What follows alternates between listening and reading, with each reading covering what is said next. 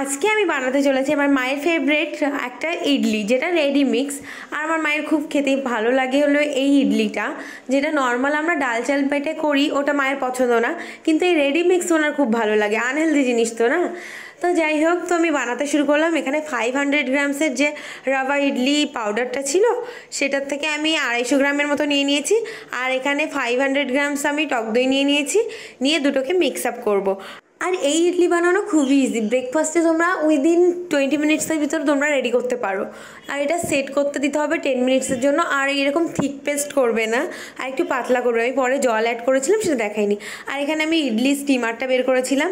আর বের করার পর এখানে দেখো এবার কনসিস্টেন্সিটা কেমন হবে। আমি জাস্ট ওয়াটার অ্যাড করেছিলাম, সেটা আমি দেখাতে ভুলে গেছিলাম। এই দেখছিলাম যে পেস্টটা ঠিক আছে। আর এই থিক পেস্ট দিলে কি হবে, ওটা না ফুলবে না, যেহেতু ওই বেকিং সোডা অ্যাড করা থাকে। বেকিং সোডায় কী হয়, ওটা ফুলে যায়, ওই জন্য। এবার আমি পাতলা করে ফেলেছি ওয়াটার অ্যাড করে। এই যে এই কনসিস্টেন্সিটাই আমার লাগবে। এবার আমি এটাকে এখানে বাটার ব্রাশ করেছি, করার পরে আমি এটা অ্যাড করে দিচ্ছি। আর আমি তোমাদেরকে এই ইনস্ট্যান্ট খাবারগুলো একদমই প্রেফার করবো না, কারণ যত আমরা ইনস্ট্যান্ট নুডলস বা ইনস্ট্যান্ট কোনো কিছু খাবারের যে প্যাকেজিং থাকে তার নিচে আমরা ভালো করে পড়ি না, ওই জন্য খেয়ে নিই।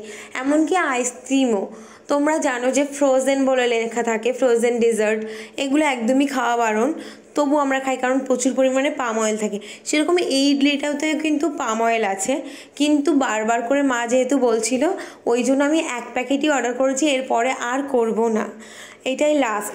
আর আমি অ্যাকচুয়ালি বাড়িতে নিজে চাল ডাল প্রিজারভেটিভ মেপে সব কিছু দেখে শুনে তারপরে বানাই। সেগুলো তো একদমই ন্যাচারাল ঘরের জিনিস হয়ে যায়, তো ওগুলোর টেস্টটা একটু ডিফারেন্স হতেই হবে। মানে এর থেকে হয়তো টেস্ট কম হবে, কিন্তু এগুলো একটু টেস্ট বেশি হয়, যেহেতু প্রচুর পরিমাণে পাম অয়েল আনহেলদি জিনিস থাকে তার জন্য। তো যাই হোক, অনেক জ্ঞান দিতে দিতে আমার এদিকে ইডলি পুরো কমপ্লিট হয়ে গেছে, যেহেতু স্টিমারে দিয়েছিলাম। আর আমার ডাবল স্টিমার তো একটু টাইমটা কম লাগে, ওই জন্য তাড়াতাড়ি হয়ে গেছে। যে দুটো বড় বড় জায়গায় এই 6 পিস করে হয়ে যায়, 7 পিস করে এক একটাই আছে, তো সেই জন্য আমার কম টাইমে হয়ে গেছে।